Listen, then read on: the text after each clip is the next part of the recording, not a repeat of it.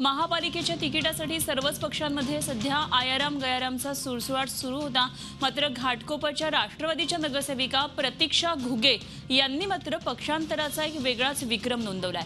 गेल्या काही महिन्यांपासून त्या भाजपचं काम करत होत्या, मात्र भाजपनं घाटकोपरच्या प्रभाग क्रमांक 120 मधून त्यांना उमेदवारी नाकारली आणि त्यामुळे त्यांनी शिवसेनेचा दरवाजा ठोठावला।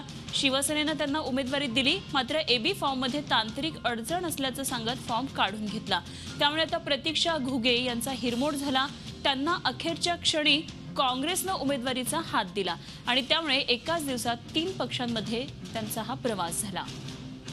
आणि या संदर्भात आणखी माहिती जाणून घेऊया। आमचे प्रतिनिधी प्रशांत अंकुशराव आपल्याबरोबर। प्रशांत, एक हा वेगळाच विक्रम म्हणावा लागेल, एकाच दिवसात 3 पक्षांचा अशा प्रकारे त्यांनी प्रवास केलेला आहे, काय सांगाल याविषयी?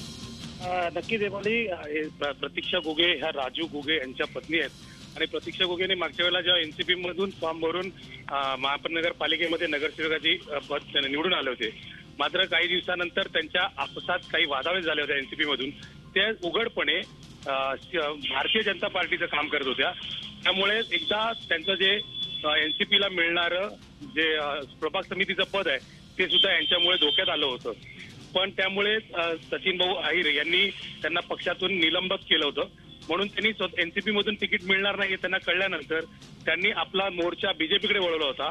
पण बीजेपी मधून सुद्धा Ghatkopar east versus Ghatkopar west असा जो सामना रंगला, त्याच्यामध्ये घाटकोपर ईस्ट मध्ये म्हणजे प्रकाश मेहतांच्या फेवर मधले असल्यामुळे त्यांना तिकीट मिळालं नाही आणि त्यांनी मग सेनेच्या मातोश्रीकडे जाण्याचा विचार केला।